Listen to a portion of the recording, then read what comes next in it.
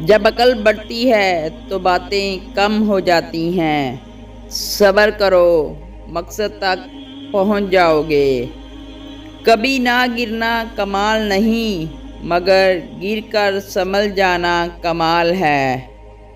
صبر دل ہلا دینے والی مصیبتوں کو آسان بنا دیتا ہے۔ جاہل کی بات کو برداشت کرنا عقل کا صدقہ ہے۔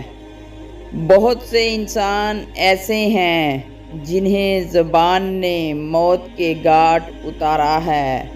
کمینوں کی دولت تمام مخلوق کے لیے مصیبت ہے۔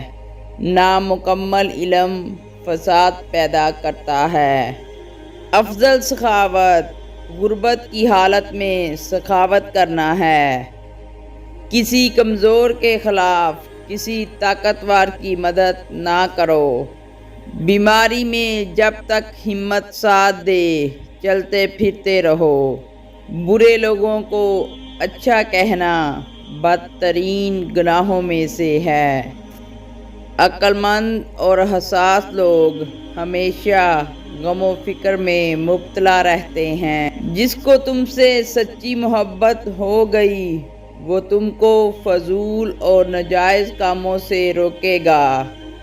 نماز کی ادائیگی کے لیے جلدی کرنا۔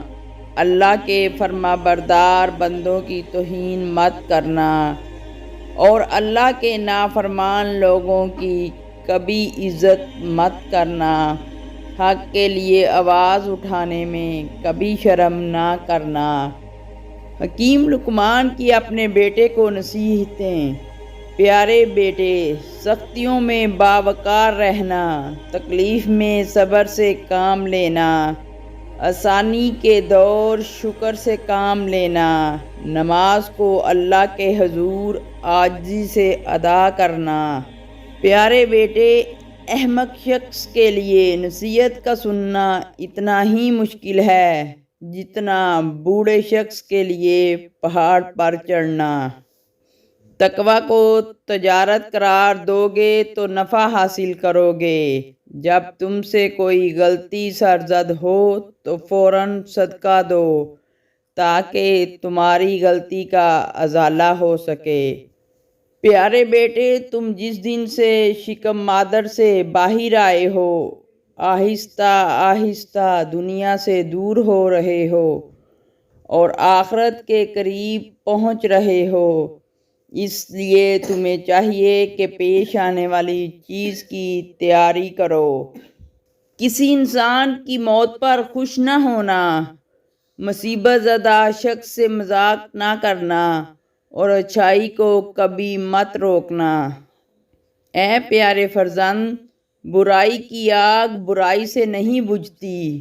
جس طرح سے آگ کو پانی سے بجھایا جاتا ہے، اسی طرح برائی کو آگ کو اچھائی کے پانی سے بجھایا جاتا ہے۔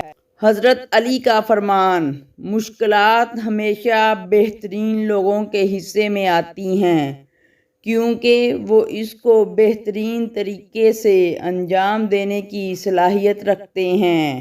صرف دو لوگ مقدر والے ہوتے ہیں، ایک وہ جنہیں باوقار دوست ملتا ہے اور دوسرا جن کے ساتھ ماں کی دعائیں ہوتی ہیں۔ تم کسی کے ساتھ بلائی کرو، تمہیں اس کا بدلہ برائی کی صورت میں ملے گا تو سمجھ لو کہ تمہاری نیکی قبول ہو گئی۔